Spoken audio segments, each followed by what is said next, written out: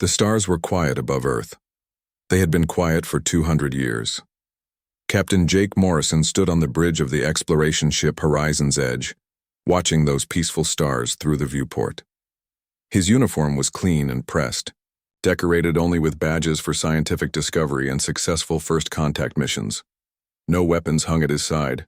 No battle scars marked his skin. He was the explorer, nothing more.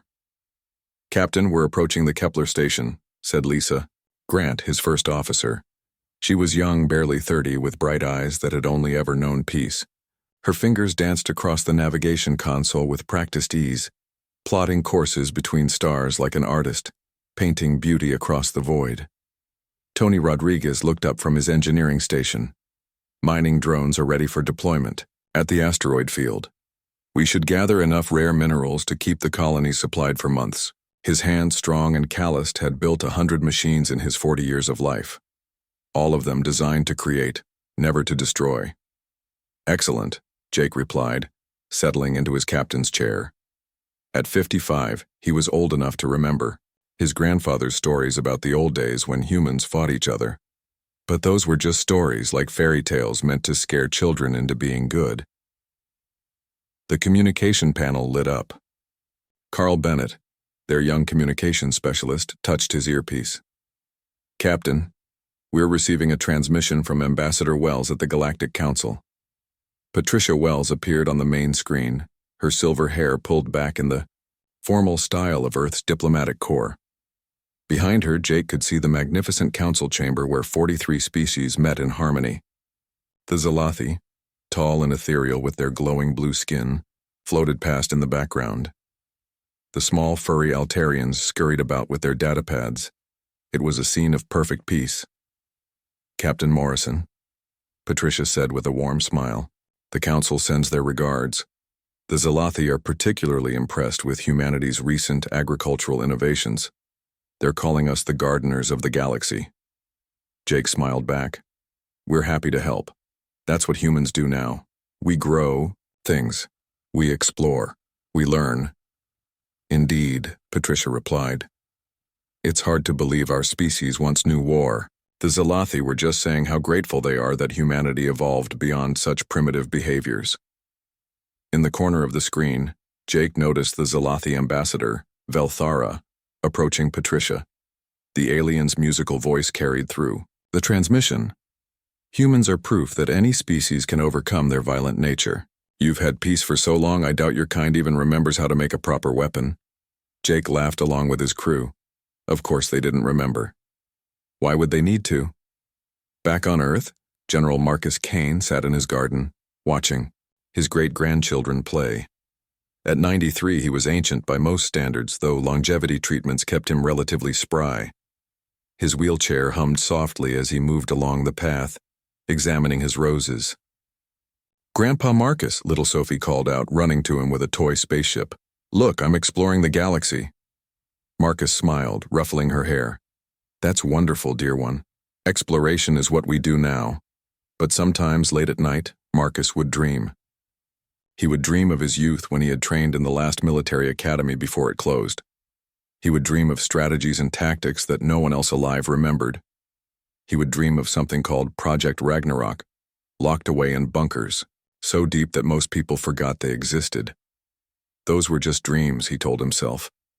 Bad dreams from an old man who had studied too much history. President Ellen Martinez stood before the Global Federation Council in Geneva. The massive chamber, once used for debates about war and conflict, now hosted discussions about crop rotation and trade routes. The walls displayed images of humanity's colonies. New Haven with its golden fields, Proxima Station with its bustling markets, Eden Prime with its vast oceans. "This year marks our 210th year of total peace," Ellen announced to thunderous applause. "Our military museums report record attendance as people come to learn about our dark past and celebrate how far we've come." Kevin Nash, Earth's leading military historian, sat in the audience taking notes. At 38, he had spent his entire career studying something that no longer existed. His colleagues often joked that he had the most useless job on Earth. Kevin would laugh along, but something in those old records fascinated him. The weapons humanity had created, the strategies they had employed, the sheer creativity of human warfare. It was like studying dragons or unicorns, mythical things that once breathed fire across the world. After the president's speech, Kevin returned to his office in the Historical Archives building. He pulled up files on his computer, encrypted files that required special permission to access. Images of ancient weapons filled his screen. Nuclear missiles, railguns, something called a planet cracker that surely had to be an exaggeration. His assistant, Amy Chen, brought him coffee. "Still reading those old war stories?" "They're not stories," Kevin said quietly. "They're history, and history has a way of repeating itself." Amy laughed. "Not this history. Those days are gone forever." In the depths of space, beyond the edge of known galaxy, something stirred. The Skarathi hive ship detected new signals from an unexplored region. The massive vessel, a living organism the size of a moon, pulsed with anticipation. Inside, billions of warrior drones awaited orders from their queen. The queen's consciousness spread through the ship like a dark thought.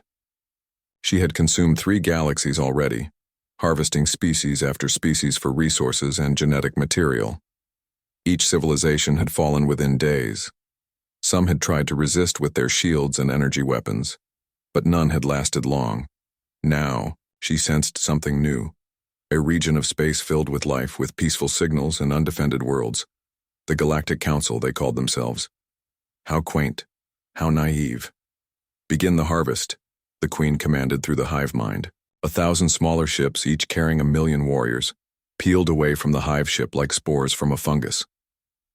Back on the horizon's edge, Jake Morrison was reviewing mineral surveys when Amanda Price, his science officer, frowned at her. "Consul." "Captain, I'm picking up some unusual readings from beyond the rim." "What kind of readings?" Jake asked, more curious than concerned. "I'm not sure. They look almost like ships, but the energy signatures are all wrong." "They're biological?" Tony Rodriguez laughed. "Biological ships? That's impossible. You'd need an entire ecosystem to power something like that." "I'm sure it's nothing," Lisa added. "Probably just a cluster of asteroids with unusual mineral content." Jake nodded. "Keep an eye on it, but don't worry too much. If it was anything dangerous, the Council's early warning systems would alert us." They went back to their surveys, unaware that the Council's early warning systems were designed to detect technology, not the living nightmares approaching their borders. The peaceful galaxy continued its routine, its inhabitants going about, their daily lives, building and growing and exploring. On Earth, children played in parks where military bases once stood. Farmers tended fields where armies once clashed. The great cities of humanity reached toward the sky with towers of glass and gardens, not fortresses and weapons. The weapons factories had been converted to build colony ships. The military academies now taught philosophy and art. Humanity slept peacefully, contentedly, having forgotten that they had once been the nightmare of their own world. They had locked away their weapons, their strategies, their very nature. They had chosen to forget what they were capable of, believing that forgetting was the same as changing. But deep beneath the surface, in bunkers that hadn't been opened in centuries, lights flickered on old computers. Automated systems programmed long ago to detect certain types of threats began to stir. Project Ragnarok, humanity's last contingency, waited in the darkness. The protocols were simple. If humanity faced extinction, if the peace they had built was threatened by a force that would not negotiate, then the locks would break. For now, though, the galaxy slept. The Zalathi debated poetry. The Altarians cataloged new species of flowers. And humanity, the young race that had joined them in peace, continued to explore and grow. Jake Morrison finished his shift and headed to his quarters. Tomorrow, they would reach the new system. Tomorrow they would deploy their mining drones and gather resources for the colonies. Tomorrow would be another peaceful day in humanity's golden age. He had no way of knowing that tomorrow, the Skarathi would arrive. He had no way of knowing that tomorrow, everything would change. He had no way of knowing that tomorrow humanity would have to remember what they had tried so hard to forget. The stars were quiet above Earth. But storms were coming. The Skarathi attacked at dawn, Earth time, though in space such measurements meant little. They struck 17 worlds simultaneously, their living ships tearing through space like hungry mouths seeking prey. Jake Morrison was drinking his morning coffee when the alarm screamed across his ship. Red lights bathed the bridge as his crew scrambled to their stations. On the main screen, New Haven burned. What's happening? Lisa Grant's voice cracked as she watched the colony disappear in waves of biological acid that ate through buildings like paper. 10 million people, Amanda Price whispered, her scientific mind trying to process. The Skarathi attacked at dawn, Earth time, though in space such measurements meant little. They struck 17 worlds simultaneously, their living ships tearing through space like hungry mouths seeking prey. Jake Morrison was drinking his morning coffee when the alarms screamed across his ship.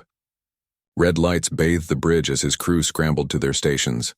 On the main screen, New Haven burned. The peaceful colony with its golden wheat fields and white cities was dissolving. The Skarathi ships sprayed something that ate through, buildings like acid through paper. What's happening? Lisa Grant's voice cracked as she watched 10 million people disappear in waves of green death. Her hands shook over her navigation console. She had plotted courses to that colony 100 times. She knew families there, children. I'm reading massive biological signatures, Amanda Price whispered, her scientific mind trying to process the impossible data flooding her screens. They're ships. They're alive. The weapons are organic. Everything about them is biological warfare perfected. Her voice dropped to barely a breath. 10 million people, gone in 3 minutes. The communication channels exploded with screams and pleas for help. Carl Bennett, tears streaming down his face, tried to respond to them all. His fingers flew across his console, switching between frequencies, trying to coordinate evacuations that were already too late. The voices cut off one by one, replaced by a horrible silence that seemed to press against the bridge walls. Then came the message, broadcast on all frequencies in perfect, cold clarity. The voice was neither male nor female, neither organic nor mechanical. It was something worse. It was indifferent. Submit to harvesting or face extinction. You have one rotation of your star to decide. Jake's hands gripped his chair until his knuckles went white. Something deep in his chest stirred, something he didn't know existed. It felt like anger, but different. Older. Hungrier. It felt like something waking up after a very long sleep. Tony. Rodriguez stood up from his engineering station, and Jake noticed his friend's hands were completely steady now. Captain, I need to go to the cargo bay. Why? Tony's expression was strange, focused in a way Jake had never seen. I need to build something. I don't know what yet, but my hands, they know. The Galactic Council emergency session was chaos. The great chamber that had known only peaceful debate for millennia now echoed with panic. The Zalathi wept openly, their beautiful blue skin fading to gray with fear. The small Altarians huddled together in groups, their fur standing on end, making them look twice their tiny size. Several species had already begun evacuating their delegations. Patricia Wells stood at the human delegation's spot, her face carved, from stone. She hadn't moved in 10 minutes, hadn't spoken, just watched the chaos with eyes that seemed to be seeing something else entirely. We must negotiate, Belthara wailed, the Zalathi ambassador's musical voice cracking with terror. Perhaps if we offer resources, some of our population. They're harvesters, they want resources, we can give them something. You want to feed them our people? Patricia's voice cut through the noise like a blade through silk. The entire chamber fell silent. What else can we do? The Zalathi replied, spreading its forearms in desperation. We are peaceful species. We don't know war. It's been 10,000 years since any of us have fought. We've evolved beyond such primitive behaviors. Our weapons are museum pieces. Our soldiers are historical reenactors. We don't even have the words for military tactics in our modern languages. Patricia looked around the chamber at all the frightened faces. species that had welcomed humanity with such patronizing warmth, so proud that the violent humans had finally become civilized. They had no idea what they had been living beside for 2 centuries. "We haven't," she said quietly, but her voice carried to every corner of the vast chamber. "Haven't what?" Velthara asked. "Humans haven't forgotten. We just chose to stop." The silence that followed was absolute. Even the air recyclers seemed to pause. "That's impossible," an Altarian scientist squeaked. "Your brain scans show no military knowledge. Your children play nonviolent games. Your entertainment contains no warfare themes. You've had peace for over 200 years. Patricia smiled and several ambassadors stepped back. It wasn't a warm expression. "We locked it away. All of it. The knowledge, the instincts, the hunger for battle. We buried it so deep that even we forgot it was there. But we kept the keys." On Earth, alarms that hadn't sounded in 2 centuries wailed across every city. From New York to Beijing, from Lagos to London, the same electronic scream pierced the air. Children in schools were moved to basements. Adults stopped in the streets, looking up at the sky with expressions of disbelief. President Ellen Martinez stood in the emergency bunker beneath Geneva, surrounded by advisors who had never planned for anything worse than a trade dispute. The room smelled of dust and fear. Most of the equipment was 200 years old, maintained by automated systems but never used. "Madam President," her aide said, voice shaking. "General Kane is here." Marcus Kane rolled in, but he wasn't the garden-tending grandfather anymore. His back was straighter, his eyes sharper, focused like a laser. He looked younger somehow, as if purpose had stripped away the decades of soft living. "General," Ellen said, the old title feeling strange on her tongue. "What do we do?" "Our defense. Satellites are scientific instruments. Our ships have no weapons. Our people don't even know how to fight." "Yes, they do," Marcus said. "They just don't know they know. We need to open the vaults." "The vaults?" Ellen's Secretary of State, Paul Harper, stepped forward. "Those are museums. Now, historical sites, tourist attractions." Marcus smiled, but it wasn't pleasant. The expression belonged on a different face, in a different time. "No, the museum vaults are what we wanted people to see. The real vaults are deeper, much deeper, and they've been waiting for this day." Kevin Nash was pulled from his bed by military police he didn't know Earth still had. They wore uniforms. That looked wrong somehow, like they were both ancient and brand new. They drove him through empty streets in vehicles that hummed with power no civilian transport should have. The facility they took him to didn't appear on any map. It was in the middle of what should have been solid rock beneath the Alps. The elevator ride down took 10 minutes, and Kevin's ears popped 12 times from the pressure changes. The doors opened to reveal a vast chamber that shouldn't exist. It was larger than any sports stadium, carved from living rock and filled with weapons that should have been destroyed. Rows upon rows of missiles that gleamed despite centuries of storage. Guns of every size and configuration. Half-built ships that looked like sleeping predators. And things Kevin couldn't even identify. Geometries that hurt to look at directly. "My God," he breathed. "God has nothing to do with this," Marcus Kane said, approaching in a wheelchair that now hummed with military-grade enhancements Kevin could suddenly identify. "This is all human. Project Ragnarok.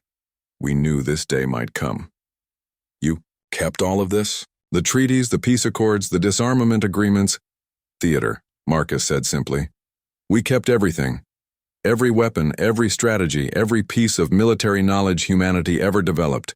We just locked it away and threw out the key. But we kept a spare.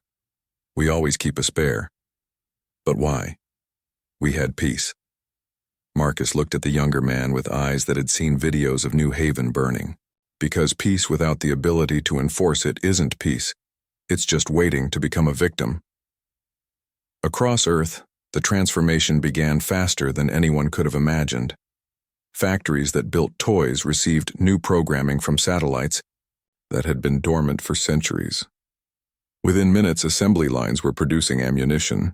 Ships designed for exploration were being gutted by crews who suddenly knew exactly where to install weapon mounts. The peaceful citizens of Earth watched in stunned silence as their world changed in hours.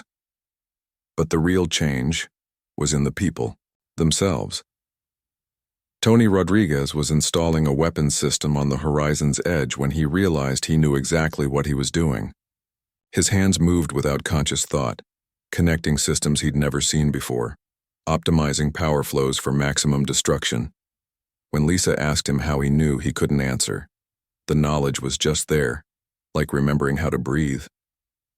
"It's like I've done this 1,000 times," he said, plasma torch in hand. "Like my hands remember something my brain forgot." Amanda Price found herself calculating kill ratios and weak points in the Skarathi's biological armor. Her mind, trained for xenobiology, suddenly saw every alien as a potential threat to be analyzed and eliminated. She pulled up her research on alien physiology and gasped. She had been cataloging weaknesses all along, disguised as scientific curiosity. Even Carl Bennett discovered he could encrypt military communications in codes that seemed to flow from his fingers like an old song he'd forgotten he knew. The peaceful translator was writing battle codes in languages that hadn't been used for warfare in centuries. "It's in our genes," Dr. Susan Taylor explained to President Martinez via secure communication. Her laboratory was full of brain scans and genetic profiles that showed impossible changes. "We never really removed humanity's capacity for war. We just suppressed it, built locks around it. But those locks were designed to break under extreme stress." "You mean we're all—" Bill Cooper had been an accountant for 30 years. He calculated tax returns and managed budgets. His biggest fight had been arguing about expense reports. Now he stood in Proxima Station's main corridor, watching 10,000 Skarathi warriors pour through the breached hull like a green flood of death. The mining laser felt right in his hands. Too right. His mind was doing calculations, but not the kind he was used to. Angles of attack, fields of fire, kill zones. The words came to him like old friends he'd forgotten he knew. "Kitchen knives," he heard himself say to the terrified colonists around him. His voice was calm, steady, completely at odds with the chaos around them. "Anything sharp? Go for the joint segments. They're soft there." "Bill, what are you talking about?" Maria Rodriguez asked. She was a kindergarten teacher holding a fire axe she'd pulled from the wall. "We're teachers and miners, not soldiers." Bill turned the mining laser on the first wave of Skarathi. The beam, designed to carefully extract ore from asteroids, cut through alien warriors like they were made of paper. Green blood sprayed across the white station walls. "We were never just teachers and miners," Bill said, and his smile was terrible. "We were sleeping." Maria looked at the axe in her hands. Something whispered in her mind, showing her exactly where to strike, how to move, how to survive. It felt like remembering a dance she'd performed 1,000 times. When the Skarathi reached them, Maria Rodriguez, who had spent 20 years teaching 5-year-olds to share and be kind, let out a war cry that hadn't been heard on a human battlefield in 2 centuries. She charged. The 300 colonists of Proxima Station fought like demons. No, that wasn't right. Demons would have been more merciful. They fought like humans who had remembered what they were. A doctor named Fred Barnes found himself performing surgery with mining tools, but not the healing kind. He removed Skarathi limbs with medical precision, his hands absolutely steady. A botanist named Nancy Williams turned the station's hydroponic gardens into a death trap, flooding sections with nutrient solutions that ate through Skarathi armor like acid. She didn't know how she knew the formula. She just did. Even the children fought. 12-year-old Bobby Chen led a group of kids through ventilation shafts, dropping improvised explosives made from cleaning supplies. His little sister Emma, only 8, was spotting targets for him with perfect accuracy. The Skarathi queen, watching through her warrior's eyes, sent a pulse of confusion through the hive mind. These prey fought like predators. No, worse than predators. Predators killed to eat or defend territory. These humans killed with something else. They killed with joy. When the dust settled 4 hours later, Proxima Station still stood. 207 colonists survived. They had killed all 10,000 Skarathi warriors. Bill Cooper stood among the alien corpses covered in green blood. the mining laser still humming in his hands. A child asked him how they had won. "I don't know," Bill said, looking at his blood-covered hands. Then quieter. "Actually, I do. We remembered." The news of Proxima Station's victory spread across human space like wildfire. The impossible had happened. Civilians had defeated a force 30 times their size, and they had enjoyed it. On Earth, the transformation was accelerating. Children in playgrounds were observed forming tactical formations without being taught. When asked why they were standing that way, they couldn't explain. It just felt right. In Berlin, a cooking class became an impromptu weapons training session when the students found themselves automatically testing the balance of their knives for throwing. The instructor, a gentle woman named Helen Marsh, demonstrated a throwing technique she didn't remember learning, hitting a target across the room with perfect accuracy. In Tokyo, a yoga class transformed into combat training as the participants found their peaceful stretches turning into killing moves. The instructor tried to return to normal poses, but their bodies refused. They knew what they were really for now. The Galactic Council reconvened, and this time Patricia Wells didn't stand at the human delegation spot. She stood at the Strategic Command podium, a place that hadn't been used in 10,000 years. The Eostorm dust had been cleared away, and ancient holographic projectors flickered to life. "Humanity proposes a counteroffensive," she announced. "Counteroffensive?" Velthara gasped. "You mean, attack them?" "No," Patricia said, and her smile made several species step back. "I mean, we destroy them. Completely. Every ship, every warrior, every trace of their existence. That's genocide," an Altarian squeaked. "Yes," Patricia agreed simply. "It is. You can't. The moral implications. They killed 17 million humans in the first hour." Patricia interrupted. "They announced their intention to harvest our entire species. The moral implications are simple. Them or us. And humans always choose us." The first human warship in 2 centuries launched from Mars exactly 15 hours after the Skorathi's first attack. Diana Foster stood on the bridge of the Phoenix Rising, feeling the massive ship's power thrumming through the deck. It was like riding a tamed earthquake. "All weapons online," her tactical officer reported. Yesterday, he had been a dance instructor named Roberto. Now his fingers flew across weapons controls like he'd been born to it. "Captain, I know exactly how to use all of this. How is that possible?" "Because your great-grandfather knew," Diana replied. "And his great-grandfather and his.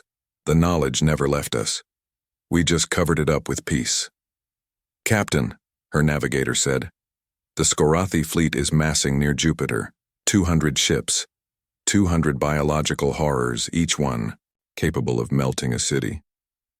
Diana felt something her peaceful self would have called fear. But this new self, this awakened self, recognized it as something else. Anticipation. "Good," Diana said. "Let's remind the universe why humanity chose peace." "Ma'am?" "Because the alternative is us." The Phoenix Rising jumped into the middle of the Skorathi fleet alone. The aliens, confident in their numerical superiority, moved to surround the single ship.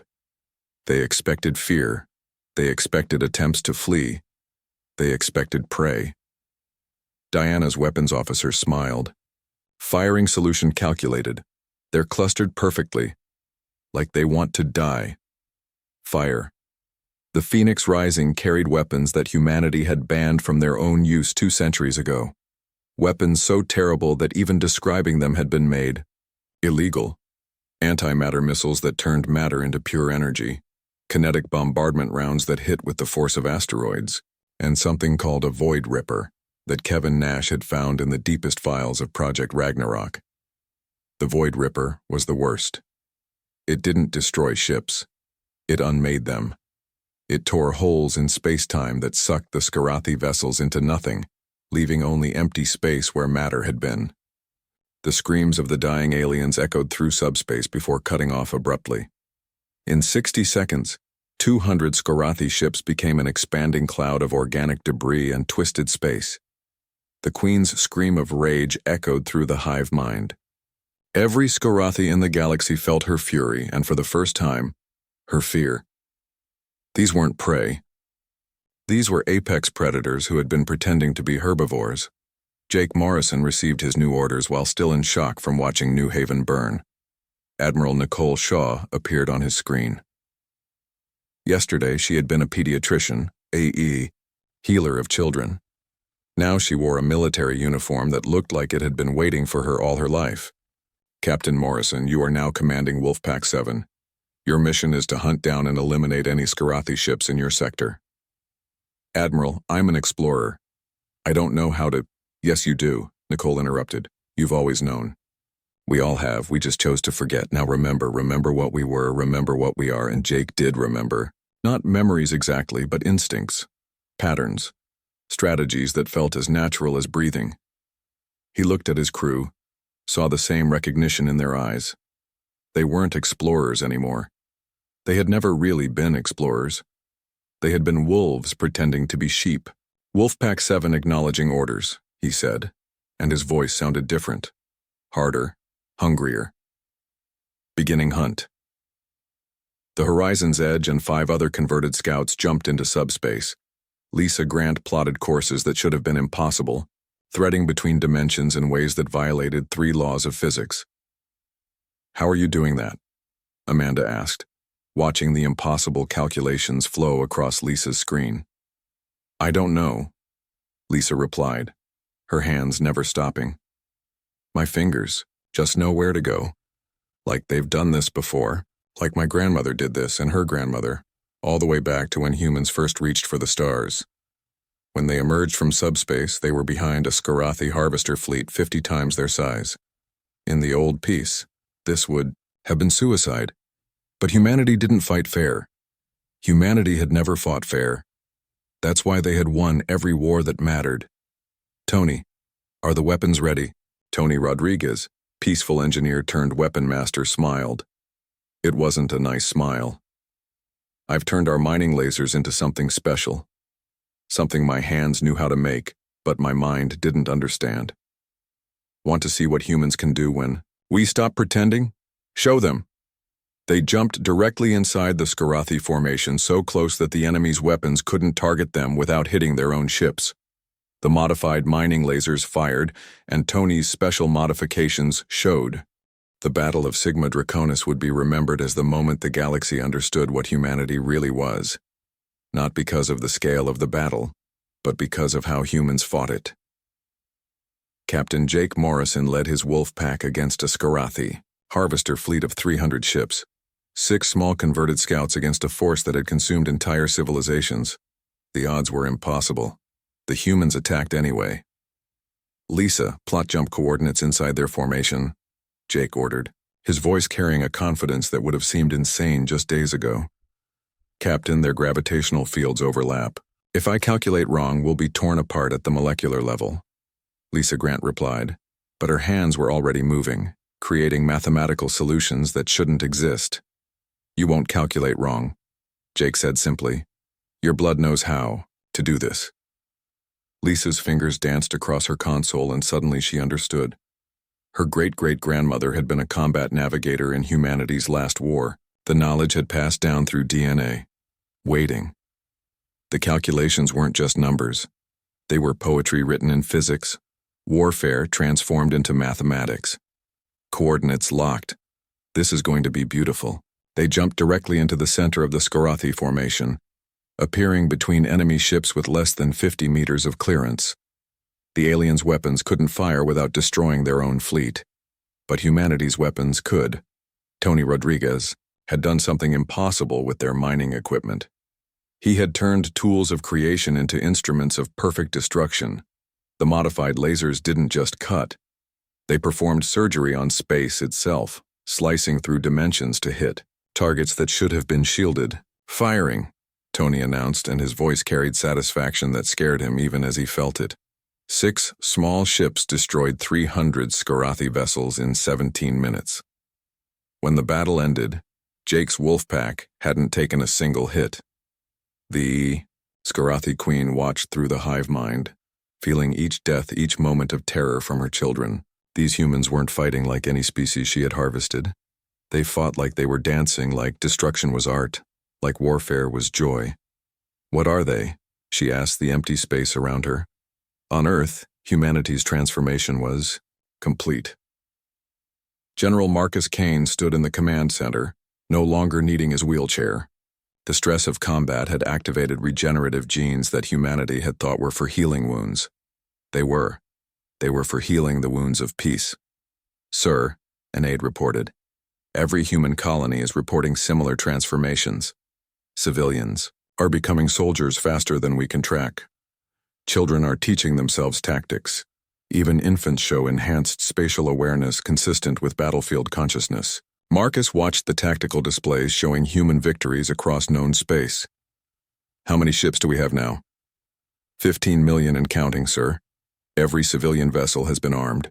Every transport, every personal craft, even recreational vehicles. A grandmother on Luna turned her gardening shuttle into a bomber. She's already killed 40 Skarathi ships.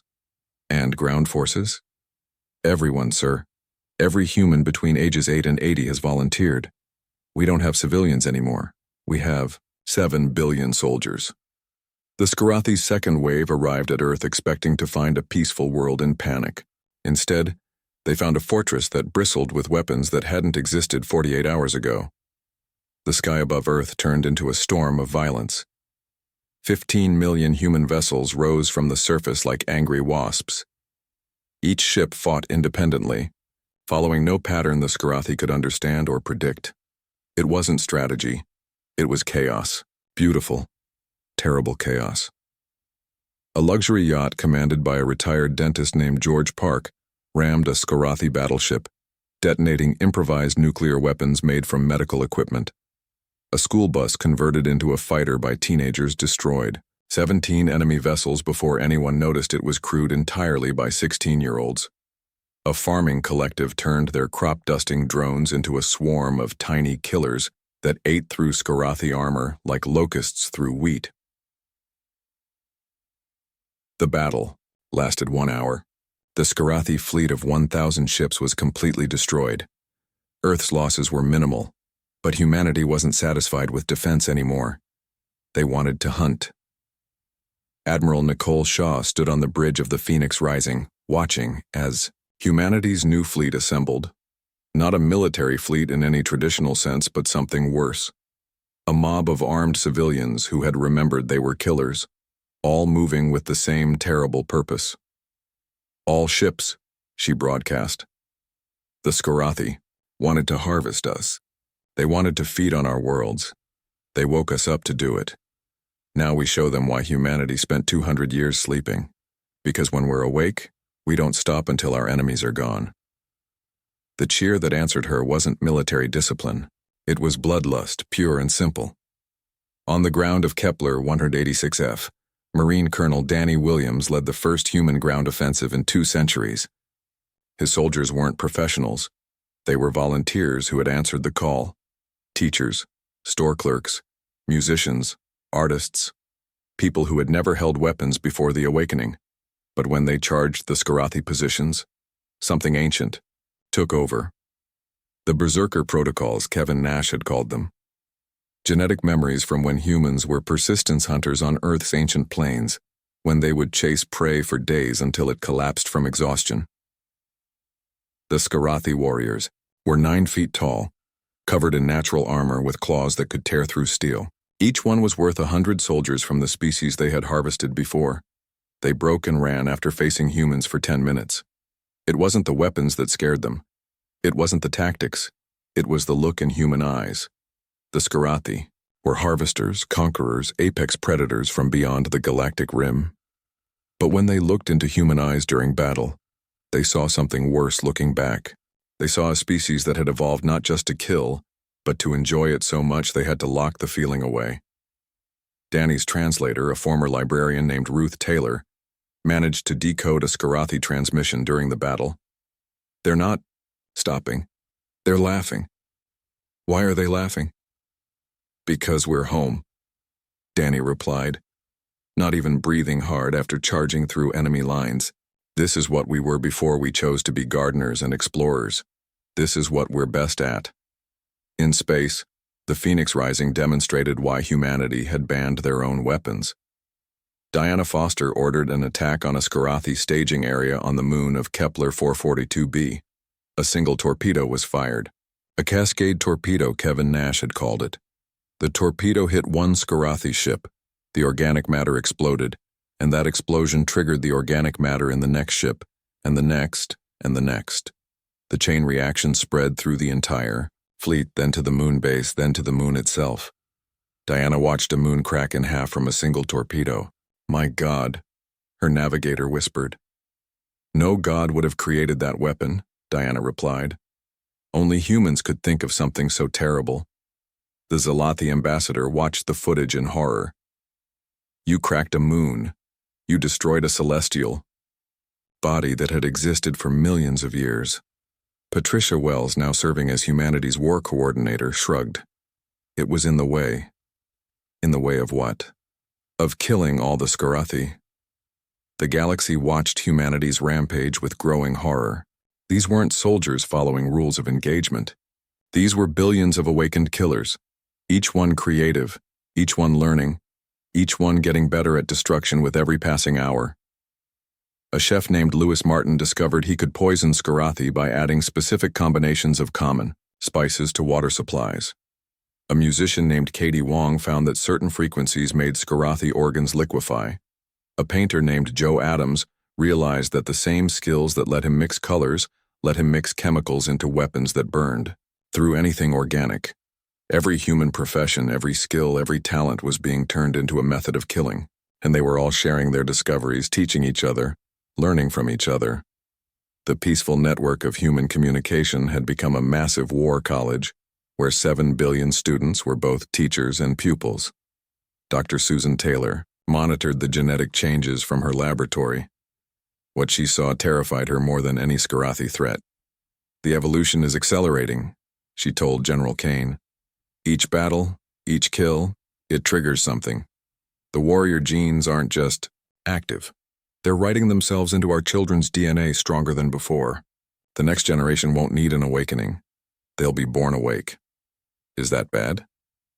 Susan looked at the data showing children on Earth playing games that were indistinguishable from military training. I don't know, but I know we can't go back. The door's open now and it can't be closed. The Skarathi Queen pulled her fleets back to the edge of the solar system. For the first time in her species' million-year history, they were losing. Not just battles, but the will to fight. Her warriors were afraid. How do we fight them? Her warcast leader asked through the hive mind. We don't, the Queen realized. We run and never come back. But humanity wasn't going to let them run. Not yet. Jake Morrison's wolf pack had grown. 6 ships had become 60 as other converted vessels joined them. They moved through space like their namesakes, hunting in coordination that needed no communication. They all knew where to be, when to strike, how to kill. The Skarathi Queen had conquered 3 galaxies, consumed 10,000 species, and never known fear. Fear was for prey, and she was the ultimate predator. Until now. She stood in her throne chamber, a vast organic cavity within the hive ship, watching the tactical displays through 1,000 eyes. Her fleets were dying, not being defeated, not retreating, dying.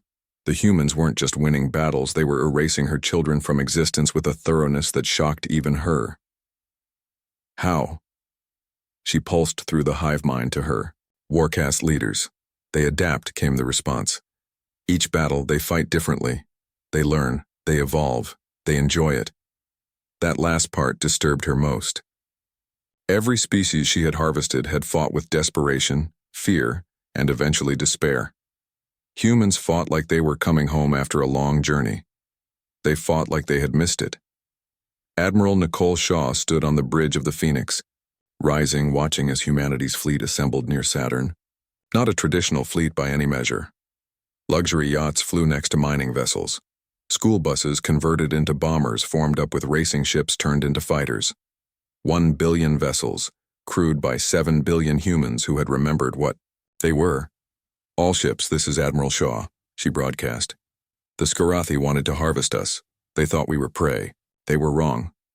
We were never prey. We were sleeping predators. And now we're awake." She paused, looking at the tactical display showing the Skarathi's 3,000 ships massed at the edge of the solar system. "Today, we don't just defeat them. We break them so completely that their species will speak of humans in whispers for the rest of time. Today, we remind the universe why humanity chose peace." "Why did we choose peace?" a young voice asked over the comm. It was Tommy Chen, 9 years old, commanding a converted school transport with his classmates. Nicole's answer chilled even her own bridge crew. "Because the alternative is us unleashed, and we scared ourselves with what we could do." The human fleet moved as one, but not in formation. Formation would have been predictable. Instead, they moved in controlled chaos, each ship following its own path, while somehow maintaining perfect coordination. It was like watching a school of fish that had learned to use nuclear weapons. Jake Morrison led the wolf packs in the vanguard. His horizon's edge had changed so much it was barely recognizable. Tony had installed weapons that Jake's conscious mind didn't understand, but his hands knew how to use perfectly. "Captain," Lisa reported, her voice calm despite plotting impossible. "Jump coordinates. I can thread us through their entire fleet in one jump, hit 17 critical targets on the way through." "Do it." The wolf packs jumped directly through the Skarathi formation. Not around it, not into it, but through it.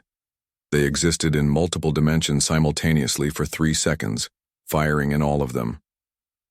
When they emerged on the other side, 17 Skarathi command ships were gone. Not destroyed, not damaged. Gone. Erased from reality. The Skarathi queen screamed through the hive mind.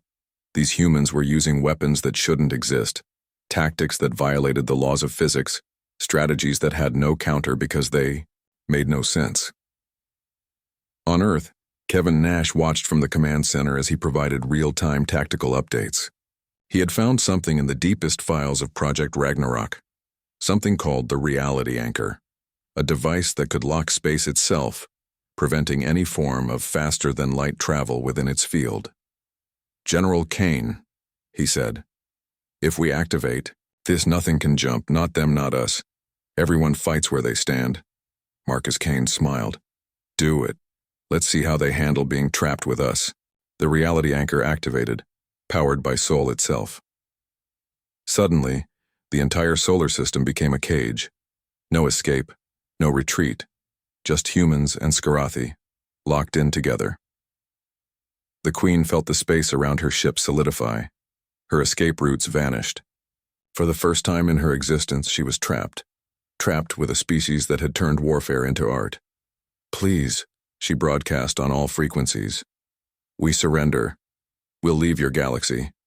Never return." Admiral Shaw received the message. Her bridge crew waited for her response. The old Nicole, the pediatrician who healed children, would have accepted.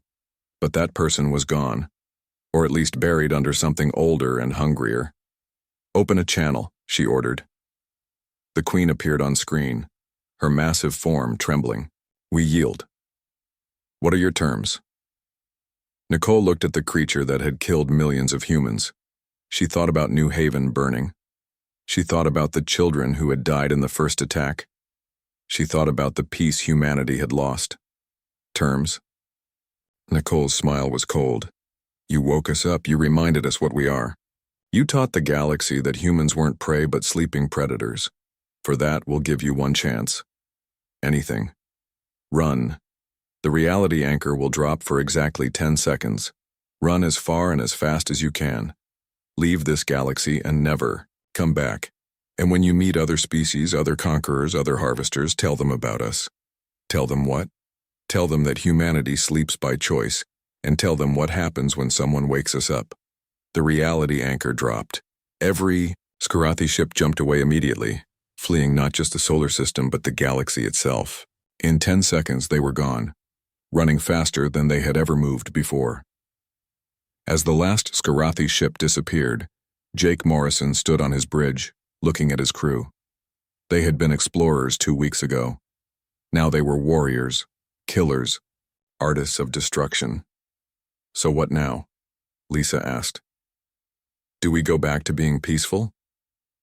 Jake thought about it. Could they go back? Could they lock away the weapons again? Suppress the warrior genes, pretend to be something they weren't? We go back to exploring, he said finally. We go back to building and growing. But we don't forget again. We don't lock it away. We keep the weapons maintained. We keep training. We stay ready. For what? For the next time someone mistakes our choice for peace as an inability to wage war.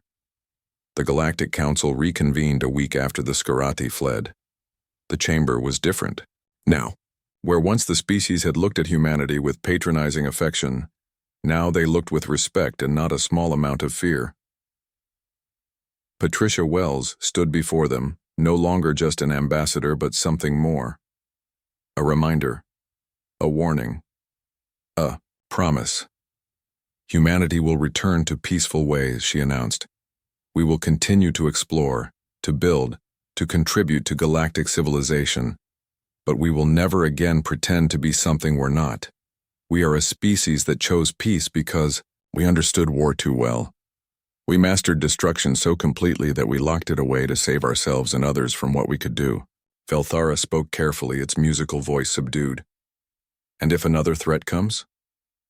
Then we wake up again, Patricia said simply. And we do what humans do best. Which is? Whatever is necessary. On Earth, the transformation was already reversing, but not completely. The weapons were being stored, not destroyed. The warships were being docked, not scrapped. The warrior genes were settling back into dormancy, but with hair triggers now. Children still played in parks, but their games had changed. They played defenders and invaders now, and every child knew exactly how to win both roles. Parents didn't stop them. How could they? The games were in their blood. General Marcus Kane established the Eternal Watch, a rotating core of 10,000 humans who would stay partially awakened. Not soldiers, but normal people. Teachers, doctors, farmers, artists. Regular humans who had proven they could become warriors in hours if necessary. We're not a military, he explained to President Martinez. We're a reminder. A promise. That humanity will never be caught sleeping again. Dr. Susan Taylor's final report on the genetic changes was fascinating and terrifying in equal measure. The warrior genes haven't just activated during the crisis, she wrote. They've evolved, improved, become more efficient. The next time we wake up, we'll be even better at it. Each generation that suppresses it makes it stronger. We're not becoming less dangerous by choosing peace. We're becoming more dangerous. We're building pressure. Is that sustainable? President Martinez asked. I don't know, Susan admitted. But I know one thing. The galaxy is safer with us asleep. Because when we wake up, we don't just win wars, we perfect them. 6 months later, Captain Jake Morrison was back to exploring, taking the horizon's edge to map new systems. But the ship kept its weapons. Hidden, powered down, but ready. His crew went back to their original roles, but they were different now. Tony Rodriguez still built mining equipment, but sometimes his hands would pause over a tool, remembering how easily it could become a weapon. Lisa Grant still plotted peaceful courses between stars, but she kept files on combat maneuvers that violated physics, just in case. Amanda Price returned to xenobiology, but now she cataloged weaknesses as well as strengths in every species they encountered. Carl Bennett went back to translating languages, but he maintained encrypted military channels that stayed silent, but ready.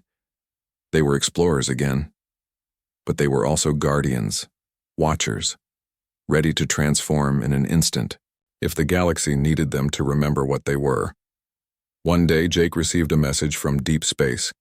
It was from a species humanity had never encountered, translated through mathematical principles. We heard what you did to the Skarathi. We are the Vreen Empire. We have conquered 5 galaxies. Should we avoid yours?